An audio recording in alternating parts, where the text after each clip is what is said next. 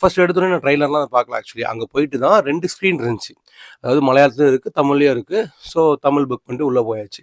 போனோனே படம் எப்படி இருக்குன்னு பார்த்தீங்க அப்படின்னா, ஆரம்பத்தில கொஞ்சம் ஸ்லோவா ஆரம்பிச்சாலும், பட் போக போக போக இவங்க சொல்ற அந்த விஷயம், இந்த யக்ஷி அத பத்தி பேசுற விஷயம், காட்டுற விஷயம், சிஜியா இருக்கட்டும், அண்ட் இதில அந்த எப்பவும் காட்டுற மாரி அந்த பழைய மேபி எப்படி சொல்ல, அந்த பழைய பாட்டுலாம் போடுவாங்கல்ல, ஸோ அதுலயும் அதே மாரி ஒரு பழைய பாட்ட கொண்டு வந்திருப்பாங்க. ஸோ அந்த சீன்லாம் சூப்பராவே இருக்கும். அண்ட் முக்கியமா இதில வில்லன் சாண்டி உண்மையிலே அவர் நடிச்சது வந்து எனக்கு ரொம்ப பிடிச்சிருந்துச்சு. ஏன்னா நான் எக்ஸ்பெக்டே பண்ணல. ட்ரெய்லர் பார்க்கல, ஒண்ணும் பார்க்கல. ஸோ சாண்டி மாஸ்டர் நடிச்சோனே எனக்கு பார்த்தோனே எப்படி இருந்துச்சுன்னா, வித்தியாசமா. ஸோ லியோக்கு அப்புறம் அந்த சாக்லேட் காஃபின்ற மாரி இதில வந்து அது ஒரு ஆக்டிங் ஃபுல்லாவே ரெக்கார்டா தான் இருக்கும். ஸோ அவர் ஒரு போலீஸ் ஆஃபீசர். ஸோ எப்படி இருப்பாரு அப்படின்றது வந்து முழுக்க முழுக்க அவரோட ஃபுல் அந்த ஒரு ஆக்ரோஷத்திலே தான் இருப்பாரு. ஸோ அவருக்கு எப்படி இந்த பவர் கிடைச்சு அவர் என்ன பண்ணுவாரு? லாஸ்ட்ல என்ன அப்படின்றது அந்த கதை வந்து. ஸோ முழுக்க முழுக்க ஒரு வேம்பயர் தான். ஸோ இதில பார்த்தீங்க அப்படின்னா, என்ன ஒரு ப்ளஸ் பாயிண்ட் அப்படின்னா, போர் அடிக்காது மேக்ஸிமம்.